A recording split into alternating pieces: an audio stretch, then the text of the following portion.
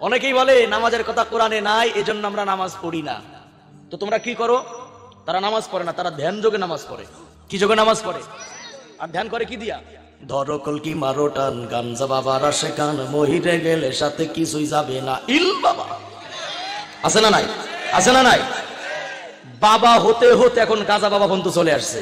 আমার মনে হয় বাংলাদেশ সরকার যদি এদের প্রতি দৃষ্টি না দেয়, আগামীতে এরা পায়খানা বাবা বন্ধু বানায় ফেলাবে। কথা ঠিক কিনা জোরে বলেন ভাই। এত বাবার আমাদের দরকার নাই। মুসলমানদের নির্দিষ্ট বাপ হলো 6 জন। জোরে কোন, মুসলমানদের বাপ কয়জন? কয়জন? এটা কোরআন দিয়ে প্রমাণ করে দেব ইনশাআল্লাহ। তার আগে বলি, 5 ওয়াক্ত নামাজের কথা কোরআনে আছে, এটা কি আপনাদের বিশ্বাস হয়? সত্যি হয়? আচ্ছা হাত তুলে একটু দেখেন তো, বিশ্বাস কার কার হয় দেখেন তো। মাঝে হাত তুলেন এখন কাকু, মাশাআল্লাহ সবাই হাত তুলে। তার মানে এখানে যারা আছি প্রত্যেকের আকীদা হলো হাত নামান। 5 ওয়াক্ত নামাজের কথা কোরআনে আছে, এটা আপনাদের বিশ্বাস। দলিল দেব আমি, পড়েন ইনশাআল্লাহ। অনেকেই বিসমিল্লাহ সোজা করে পড়তে পারে না। বিসমিল্লাহর পরে যদি সিট কইরা পেটে পাড়া দেন, আলহামদুলিল্লাহ সূরা সোজা করে বের হবে না। সেও আলেমদের সামনে বলে আমরা কি কোরআন বুঝি না?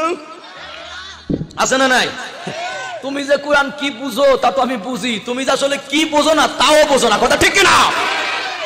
5 ওয়াক্ত নামাজের কথা স্পষ্ট কোরআনে আছে, হাদিস শরীফের ভিতরে আছে। এবার আসেন এটার দলিল পরে দিচ্ছি।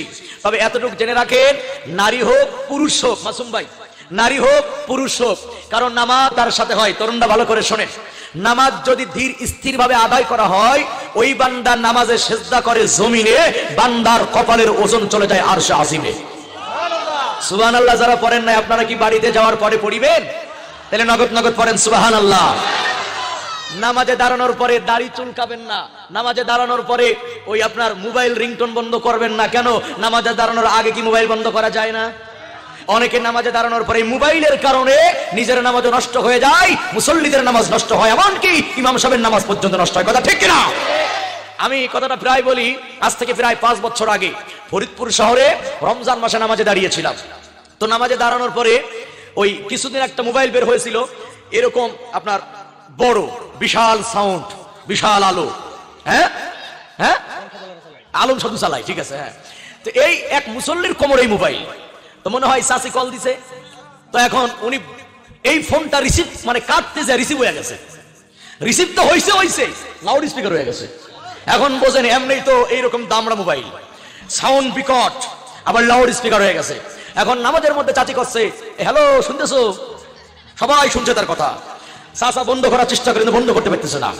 3-4 বার যখন বলেছে হ্যালো শুনতেছো, চাচাই তো নামাজে, তখন তো কথা বলা যাবে না। চাচি তো জানে না যে চাচাই নামাজ আছে। তখন চাচি কইতেছে এই গোলামের বাচ্চা শুনিস নে। যখন বলেছে গোলামের বাচ্চা শুনিস নে, পাশে যারা ছিল তাদের নামাজও গেছে। ইমাম সাহেব সালাম ফিরিয়ে বলে নামাজ পড়েছি কিন্তু আমার নামাজের মধ্যে হাসির কারণে দম আটকেছিল। এই মুসল্লিটা কেনা? চাচাই কয় দেখেন আমি তত শত বুঝি না। তা বলে নামাজের আগে আপনি ফোনটা বন্ধ করতে পারলেন না? কয় আমার খেয়াল ছিল না। এই ধরনের বেখেয়ালি যারা নামাজে দাঁড়ানোর পরে রিংটন বাজিয়ে নিজের নামাজও খাইছে, অপরের নামাজও খাইছে। কথা ঠিক করে ধরে বলে। কিন্তু বান্দা যখন নামাজে দাঁড়াবে, নামাজটা হবে কার জন্য? জোরে বলেন না, কার জন্য নামাজ হবে? তরুণ ভাইয়ের আমার ভালো করে শুনে নেন, এখনকার মুসলমানদের নামাজটা কেমন শুনে নেন। আমার মুসলমান, মুসলমানের রাখলে কি সমান, টুকরো টুকরো সেজদা মারে মুরগি যেন খাইরে দান, টুকরো টুকরো সেজদা মারে মুরগি যেন খাইরে দান। ঠিক কিনা? মুরগি যখন ধান ঠোকর মারে, একটা ধান নেওয়ার পর আর একটা ধান কয় মিনিট পরে নাই? 1 মিনিট সময় নাই। এই যে টকর টকর করে খালি নিবাব তালিয়ে থেকে কথা বলেন। ঠিক কিনা? কিছু মুসলমান নামাজ পড়ার জন্য আসে, দেখবেন সেজদার পরে সেজদা মানে ঠকর ঠকর, আসে না নাই বলেন? অথচ মুসলমানেরা 2 সিজদার মাঝখানে একটা ওয়াজিব আছে, বসে মাঝখানে দেরি করা লাগবে। আবার যখন আপনি রুকুর থেকে দাঁড়াবেন, সামি আল্লাহু লিমান হামিদা রব্বানা লাকাল হামদ হামদান কাসীরান মুবারাকান তাইয়িবান ফি। যখন আপনি নামাজে দাঁড়াবেন, রুকুর মাঝখানে ওয়াজিব আছে, সিজদার মাঝখানে ওয়াজিব আছে। এই ওয়াজিব যদি কোনো মুসলমানের আদায় না করে, ইচ্ছা করে ছেড়ে দেয়, তার নামাজ কিন্তু নষ্ট হয়ে যাবে। সুতরাং নামাজ এমন করে পড়ো বান্দা, একাগ্রতার সঙ্গে নামাজ পড়ো বান্দা, খুশু খুজুর সঙ্গে নামাজ পড়ো বান্দা। কারণ মুসলমান মনে রাখবেন, সিজদার দ্বারা, নামাজের দ্বারা বান্দা সিজদা করে জমিনে, আল্লাহ পাক বান্দার কপালের নিচে আল্লাহ পাকের কুদরতি পাখানা ঢোকায় দেয়। কন্যা সুবহানাল্লাহ। এখানে শেষ নয় ভাইয়ের আমার, ভালো করে বোঝেন। একজন মুসলমান যখন নামাজে দাঁড়ায়, তখন বান্দা কি পড়ে? কোন সূরা? কয় না কোন সূরা? বান্দা পড়ে আলহামদুলিল্লাহি রাব্বিল আলামিন সমস্ত প্রশংসা আল্লাহর। তখন আল্লাহ বলে হামিদানি আবদি, আল্লাহু আকবার। বান্দা বলে প্রশংসা আল্লাহর।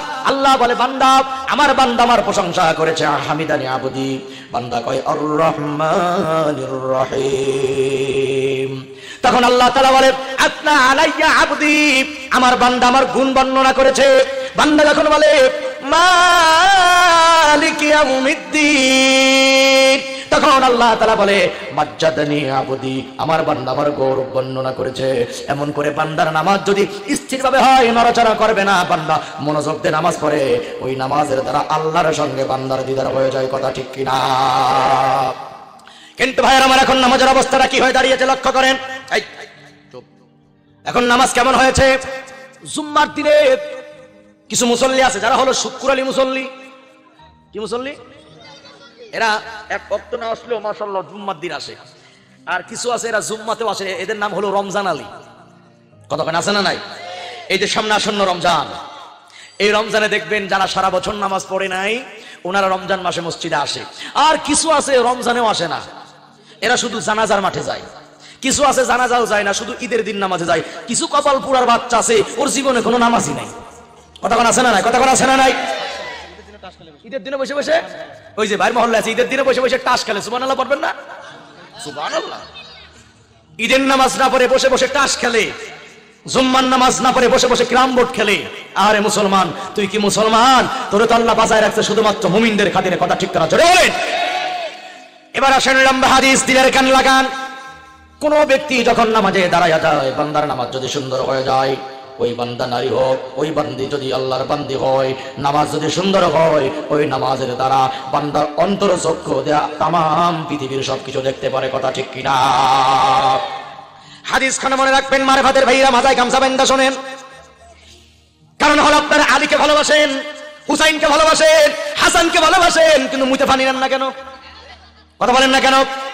অনেক মুসলমান বলে আমরা প্রস্রাব করে পানি নেই, তার কারণ হলো কারবালার ময়দানে হুসাইন পানি পানি করে মারা গেছে, পানি পাই নাই, এই জন্য আমরা প্রস্রাবে কইরা পানি লাগাই না। এরা আসলে এক নাম্বার বাটপার ছাড়া কিছু না। কথা ঠিক কিনা? হুসাইনের মহব্বতে যারা প্রস্রাব করে পানি নাই না, আমার মনে হয় পায়খানা করে জীবনে কোনোদিন সোজে না। কথা বলেন না কেন? ও ভাই, হযরত আলী জীবনে কয়েকটা নামাজ ছেড়েছিল। কথা কয় না, ঘুমাই গেছে। মুখটা খোলেন, মুখটা খোলেন। হুসাইন রাদিয়াল্লাহু তাআলা আনহু উনি কি ইচ্ছা করে নামাজ কোনোদিন ছাড়ছিল? কিন্তু যখন বাংলাদেশে মুহররম আসে, মুহররম আছে না নাই? বলবো মুহররমের কথা একটু বলবো। এই মুহররম যখন আমাদের বাংলাদেশে আসে, খলিশা কন্ডিও আছে না নাই? মুহররম মাসে চাঁদা তোলো, এরপরে মেলা মিলাও। খোদার কসম করে বলি, কোরআন প্রমাণ করে, হাদিস প্রমাণ করে, মুহররম উপলক্ষে মেলা মিলানো। এরপরে হুসাইনের মূর্তি বানায়া, ফাতিমার মূর্তি বানায়া যারা মুহররম পালন করে, আল্লাহর কসম করে বলবো তাদের ঈমান থাকতে পারে না, অবশ্যই তারা মুশরিক, তারা বেঈমান। লোহার শিকল নিয়ে হাই হোসেনকে মরে, এই মরার জাত আছে না নাই? কথা বলেন আছে না নাই? আরে কারবালার ময়দান তৈরি হয়েছিল কেন? আর তোমরা মেলা মিলাও কেন? মুসলমান মুহররমের নামে যারা মেলা মিলাও, তাদেরকে বলি ফিরে আসো, ফিরে আসো। কারণ মেলা মিলানো এটা মুসলমানদের কাজ নয়, নমরুদের কাজ হলো মেলা বসানো। ঠিক কিনা? তারা হুসাইনের মহব্বতে মেলা মিলাই, মাতম করে। হুসাইনের মহব্বতে গাকে তারা শিকল দেয়া ফাড়ে, আছে না নাই? কথা কোন আছে না নাই? হুসাইনের মহব্বতে তোমার গা ফাড়া লাগবে না, রক্ত বের করা লাগবে না। যদি আলীকে ভালোবাসো, হুসাইনকে ভালোবাসো, তাহলে হুসাইন যে জীবনে নামাজ ছাড়ে নাই। হুসাইন যেমন মসজিদে জামাতে নামাজ আদায় করত, হুসাইনকে ভালোবাসতে হলে তোমাদেরকেও জামাতে নামাজ আদায় করা লাগবে। কথা বলেন ঠিক কিনা? ভাইয়ের আমার, দিলের কানটা খাড়া করে দেন। মারফাতের ভাইরা ভালো করে শুনে যাবেন। আজকে প্রমাণ করে দিব, ধ্যানের দ্বারা মারফত হয় না, কাজার দ্বারা মারফত হয় না, অবশ্যই মারফত হয় শরীয়ত মানার দ্বারা। হ্যাঁ কি সবাই মুখ খোলা নিষেধ নাকি? হ্যাঁ, মারফত অর্জন হবে শরীয়তের দ্বারা। বলেন কিসের দ্বারা? দুধের কেজি কয় টাকা এখন? কত? ও, সোয়াবিনের কাছাকাছি গেছে না? আচ্ছা আচ্ছা, বলেন তো 1 কেজি ঘির দাম কত? হ্যাঁ, 1200। এই তো ঘি যারা খায় তারা বলতে, যারা খায় তারা বোঝে নাকি? 1 কেজি মাখনের দাম কত পাওয়া যায় না? এই শোনেন, দাঁড়ান আমি কি কথা বুঝেন। দুধ হলো 120 টাকা, ঘি হইলো 1200 টাকা, মাখন হইলো আরো বেশি দাম, আর দই মোটামুটি দাম আরো বেড়েছে।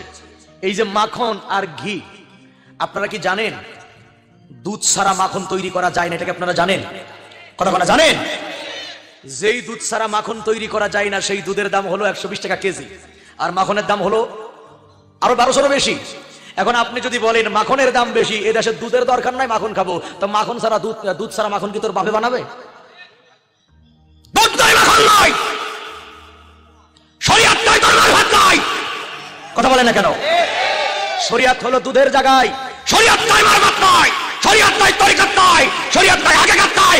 গাজার পট্টালিয়া ধ্যান করার নাম মার ভাত নাই। অবশ্যই যারা কানা সেবন করে তাদের জন্য জান্নাত হারাম, জান্নাত হারাম, জান্নাত হারাম। গাজার নাম রাখছে সিদ্ধি বাবা। কি বাবা?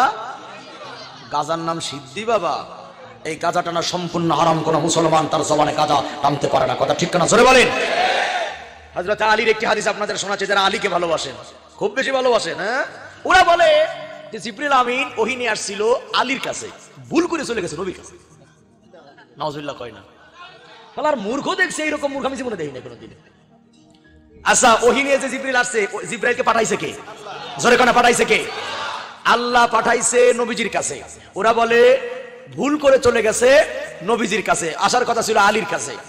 তো আলীকে এত বেশি ভালোবাসিস, আলী তো যুদ্ধের ময়দানে রক্ত দিয়েছে, আলী তো কাফের বেঈমানদেরকে শায়েস্তা করেছে। এই সোরেরা, তোদেরকে জীবন আমরা যুদ্ধ তো দূরের কথা, জিহাদ তো দূরের কথা, নবীরে গালি দিলাস পর্যন্ত কোনোদিন তোদের মুখে আমরা প্রতিবাদ শুনি নাই।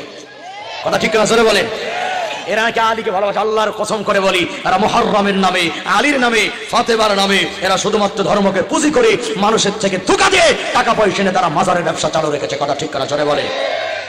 এবার আসেন, কোরআনুল কারীম জানিয়ে দেয় সুন্দর করে, নবীজির হাদিস জানিয়ে দেয়, বান্দারে তোর নামাজ যদি সুন্দর হয়, গাজার পুটটা টান দেওয়া লাগবে না, ধ্যান করা লাগবে না। বান্দা, তোর নামাজ যদি সুন্দর হয়ে যায়, বান্দা ওই নামাজ আল্লাহ পাকের দিদার দিয়ে দিবে। কন্যা সুবহানাল্লাহ। কেমন সুন্দর হয় মুসলমান লক্ষ্য করেন। নামাজ সুন্দর হলে বান্দার দিল পরিষ্কার হয়ে যায়।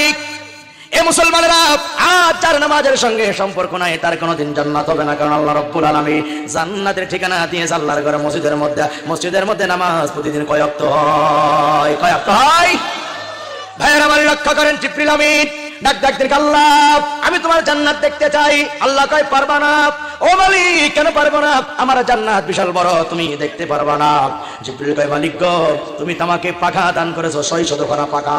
এই পাখা একবার যদি বাড়ি মারি, এক বাড়িতে 600 বছরের রাস্তা যাওয়া যায়। সুবহানাল্লাহ কর।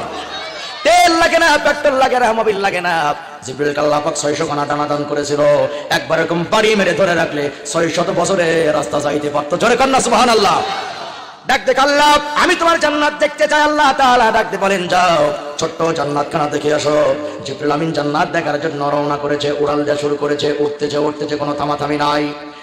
অনেক উড়ার পর একটা নূরের খাম্বা খুঁটি পেয়েছে, খুঁটি, এরকম খুঁটি, খাম্বার নিচে ক্লান্ত বসে গেছে। আল্লাহ পাক ডাকতে কয়, জিবরিল আমিন কয়টা খাম্বা পাইলাম? আল্লাহ একটা খাম্বা। ডাকতে বলে, ও মালিক তোমার জান্নাত আর কত দূর? আল্লাহ পাক ডাকতে কয়, জিবরিল আমিন কত বছর উড়েছো? জিবরিল ডেকে বলে, মালিক জানি না কত বছর উড়েছি, তবে একবার উড়াল দিলে 600 বছরের রাস্তা যাইতে পারি।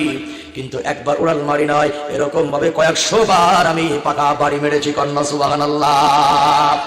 আল্লাহ তোমার জান্নাতের কত দূর? মালিক ডাকতে কয়, জিবরিল আমিন একবার বাড়ি মারলে 600 বছরের রাস্তা যাওয়া যায়। কয়েকশো বার বাড়ি মেরেছ, আমার জান্নাত দেখা পাও নয়, একটা নূরের খাম্বা পেয়েছ। এমন করে আরো 70,000 নূরের খাম্বা পাবা, তারপর আমি আল্লাহর জান্নাতের দরওয়াজা পাবা। কোন সুবহানাল্লাহ। আবেগ দিয়ে নাই ভাই, বিবেক দিয়ে শোনেন কথাগুলো। ডাকতে বলে, মালিক তোমার এই জান্নাত আমি দেখতে চাই না, আমার হায়াত ফুরিয়ে যাবে। ও মালিক এই জান্নাতে থাকবে কারা? একবার তাদের আমি দেখতে চাই। আল্লাহ কয়, এবার জায়গা মতো আসো, আগামীকাল ফজরের আজানের আগে মসজিদে নববীতে চলে যাও, সেখানেই দেখতে পারবা জান্নাতে থাকবে কারা। সুবহানাল্লাহ। আসেন মিয়া। আল্লাহ জান্নাতের ঠিকানা বাজারে না মসজিদে দিয়েছে? মাজারে না মসজিদ? এ মুসলমানেরা, জিবরিল আমিন পরের দিন আজানের আগে ছদ্মবেশ ধরে চলে আসছে। এসে তিনি লক্ষ্য করলেন সবার একটা মানুষ মসজিদে প্রবেশ করে, বৃদ্ধ মানুষ। তিনি আর কেউ নন, তিনি হলো সাইয়্যিদুনা আবু বকর সিদ্দিক রাদিয়াল্লাহু তাআলা আনহু। আজান হয়ে গেল, নামাজ হয়ে গেল। ফজরের নামাজ হয়ে যাওয়ার পরে জিবরিল আমিন বাইরে দাঁড়িয়ে আছে।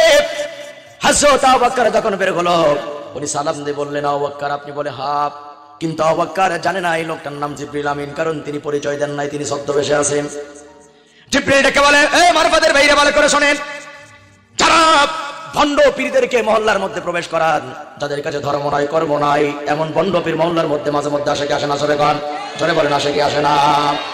বন্ধুরা আমার, জিবরিল বলে, আপনি? আবু বকর বলে, হ্যাঁ। আপনি কে? আমার পরিচয় পড়ে না। এবার জিবরিল আমিন আবু বকরকে ডাক দিয়ে বলেন, আপনার সঙ্গে একটু কথা বলতে চাই। কয় বলেন। জিবরিল নিজে বলে, আমি জানতে চাই, আপনার কাছে জানতে চাই, এই মগরুতে আল্লাহর ফেরেশতা জিবরিল আমিন আছে কোন জায়গায়, আপনি কি বলতে পারেন? সুবহানাল্লাহ। প্রশ্নটা কাকে করলো? কার সম্পর্কে? নিজেই বলতেছেন। আমি যেন বলতেছি, ফরজ আলী ভাই আরিফুল্লাহ কোথায় বলেন তো দেখি।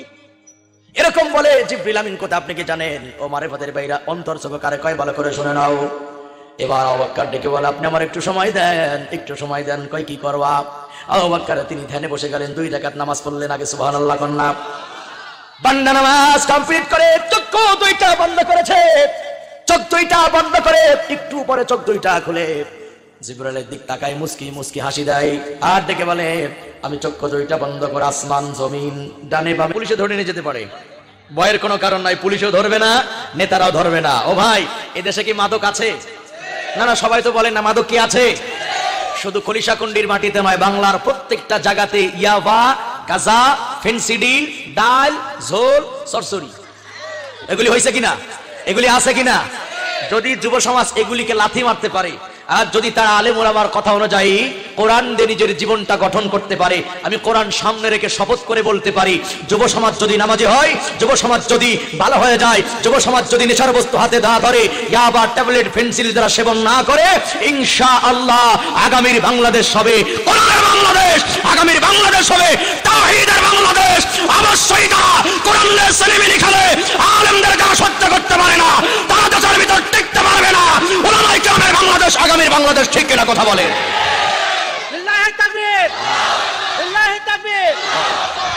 কিন্তু তোমাদেরকে আগাতে হবে, এই নেশার দ্রব্যগুলো চিরতরে একেবারে কবর দিতে হবে। আজকের মাহফিল থেকে অন্তত পক্ষে এই মহল্লার যুবক, খলিশাকুন্ডির যুবকদের ওয়াদাবদ্ধ হওয়া লাগবে, যতদিন বাঁচবো কোন প্রকার নেশার বস্তু আমরা হাতে ধরবো।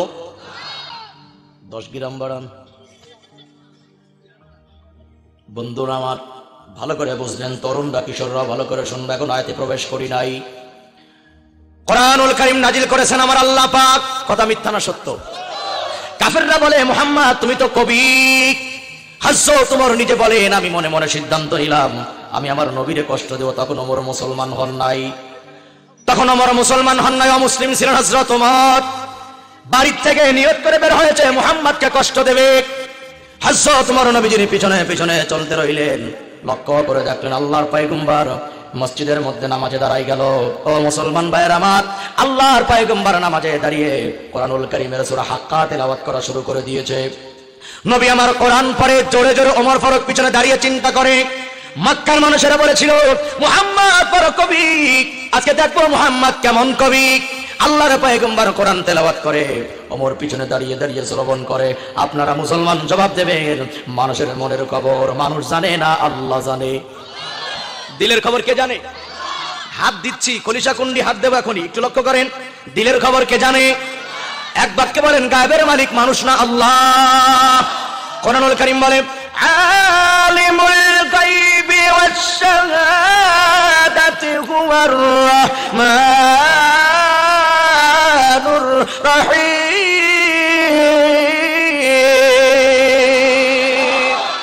গায়েবের একক মালিক কে?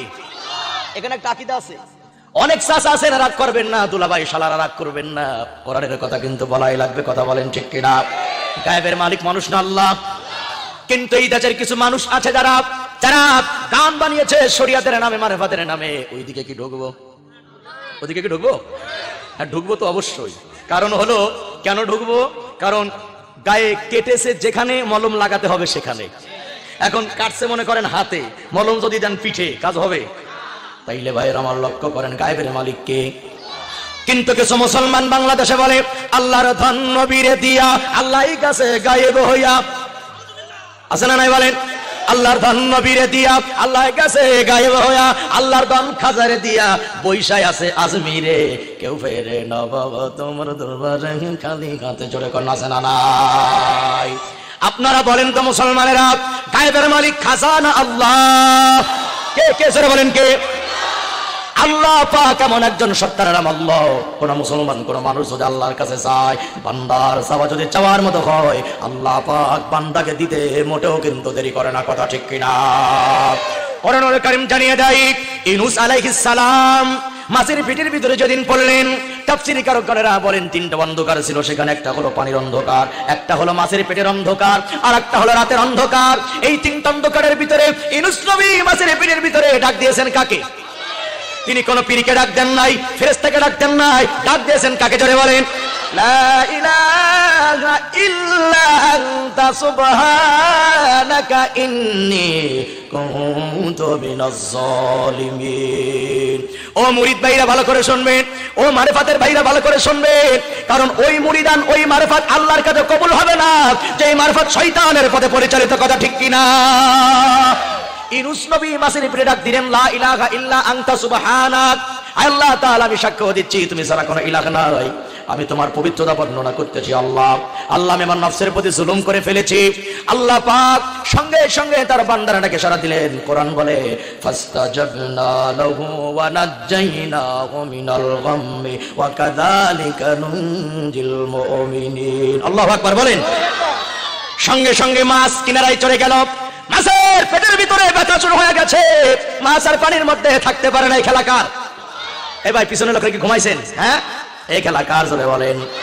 মাছ ইউনূসকে বমি করে ফেলে দেয়া গেল, আর আল্লাহ তাআলা জানিয়ে দিলেন, কাযালিকা নুনজিল মুমিনিন। হে বান্দারা, ইউনূস যেমন আমি আল্লাহকে ডাকার কারণে আমি ইউনূসকে রক্ষা করলাম, আমার কোন মুমিন বান্দা বিপদে যখন পড়বে আমি আল্লাহকে, বান্দা ডাকতে দেরি হবে, সাহায্য পাঠাইতে দেরি হবে না। কন্যা সুবহানাল্লাহ। এই জন্য চাইবো মাজারেন আল্লাহর কাছে। এই যে কেবল খুললাম, চাইবো কার কাছে? জোরে বলেন। আমি তো জানি কোন এলাকায় রোগগুলা কি আছে। হ্যাঁ, ঠিক আছে, মাশাআল্লাহ। চাইবো কার কাছে? ভাই আকীদা ক্লিয়ার করে যান। পৃথিবীর কোন মাজার, পৃথিবীর কোন কবর এটা চাওয়ার জায়গা নয়। নবীজি বলেন, পরিষ্কার হাদিস। এখানে যত প্রকারের মুরিদ আছেন ভাইরা, কানকে পরিষ্কার করে শুনুন। খলিশাকুন্ডির মহিলারা ভালো করে শুনুন, কারণ অনেক মা বোন আছে শুক্রবারের দিন বিভিন্ন পীরের দরবারে মুরগি মান্নত করে। কি কথা কথা কাছে না নাই? আমি তাদের হিট দিচ্ছি না, আঘাত দিচ্ছি না, শুধুমাত্র বোঝাচ্ছি। আল্লাহর পয়গম্বর বলেন, লাআনাল্লাহুল ইয়াহুদা ওয়ান নাসারা। নবীজি বলেন, ইহুদি এবং নাসারাদের প্রতি আল্লাহ পাকের ডাইরেক্ট গজব। কেন গজব? কারণ ইহুদি এবং নাসারারা তাদের নবীদের কবরকে সেজদার জায়গা বানিয়েছিল। সুতরাং যারা কবরকে সেজদার জায়গা বানাবে তাদের প্রতি আল্লাহর রহমত না গজব? বলেন সবাই, বলেন রহমত না গজব? সত্য কথার উত্তর দেন। বাংলাদেশে কবরকে সেজদা করার মতো 2-4টা কবর আছে না নাই? কুষ্টিয়া জেলাতেও আছে না নাই? কেউ বা পীরের কদমে ডাইরেক্ট সেজদা করতেছে, কেউ তাজা পীর সেজদা করে, কেউ মরা পীর সেজদা করে। এখন দলিলটা হলো তাদের যে আদম নবীকে ফেরেশতারা সেজদা করেছিল, এজন্য আমরা পীর সবকে সেজদা করি। আচ্ছা, 2 মিনিটের জন্য কথাটা মেনে নিলাম যে আদমকে ফেরেশতা সেজদা করার কারণে মুরিদ তার পীরকে সেজদা করে, 2 মিনিটের জন্য ধরে নিলাম।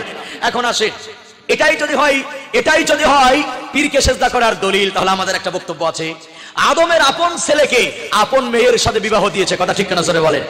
এখন আপনি যদি বলেন আদম ফেরেশতাদের সেজদা করার কারণে আমরা পীর সাহেবকে সেজদা করি, তাহলে আমরা বলতে চাই আদম তার আপন ছেলেকে আপন মেয়ের সাথে বিয়ে দিয়েছে, আপনিও বাইরের ছেলের সাথে আপনার মেয়ে দিতে পারবেন না, ভাই বোনে বিয়ে দেওয়া লাগবে, কথা ঠিক কিনা জোরে বলেন। কিন্তু ভাই বোনে বিয়ে করা হালাল না হারাম? কথা কোন হালাল না হারাম? এটা আদমের সময় জায়েজ ছিল ফেরেশতাদেরকে সেজদা করা, তাজিমি সেজদা, কিন্তু মুহাম্মদুর রাসূলুল্লাহ পরেন সাল্লাল্লাহু আলাইহি ওয়াসাল্লামের বিধানে আল্লাহ পাক মানুষ হয়ে মানুষকে সেজদা করা সম্পূর্ণ শিরক বলেছেন, ঠিক কিনা বলেন। বিশ্বনবী আমার আরেকটু জানিয়ে দেয়, উম্মতেরা শুনে নাও, মানুষ হয়ে যদি মানুষকে সেজদা করার বিধান থাকতো, আমি মুহাম্মদ গোটা দুনিয়ার নারীদেরকে বলতাম, হে দুনিয়ার নারীরা, তোমরা তোমাদের স্বামীর কদমে সেজদা করো, কন্যা সুবহানাল্লাহ। কিন্তু সেজদা করা জায়েজ নয়, হালাল। এই জন্য যারা মাজারে সেজদা করেন, তারা কবরে সেজদা করেন, ভালো করে জেনে নেন। কোরআন বলে, ওয়া আন্নাল মাসাজিদা লিল্লাহি ফালা তাদউ মাআল্লাহি আহাদা।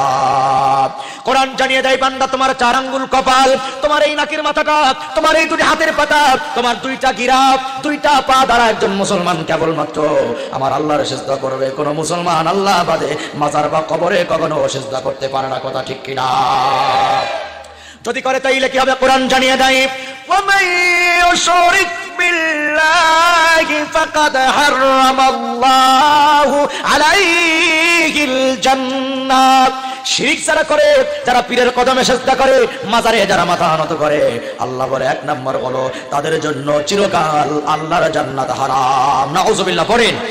1 নম্বর হলো জান্নাত হারাম, 2 নম্বর হলো আওয়াগুন নার, তাদের জায়গা জাহান্নামের ভিতরে, আর 3 নম্বর হলো ওয়ামা লিয-যালিমিনা মিন আনসার। 3 নম্বর হলো শিরকের গুনাহ যারা করবে তারা কিয়ামতে কোনো বন্ধু পাবে না, সাহায্যকারী পাবে না। কথা আমার না আল্লাহর? বলেন না কথাটা কার? এই জন্য নবী আমার বলেন লানাল্লাহুল ইয়াহুদান নাসারা লা তাজালু ফি কবরি ঈদা।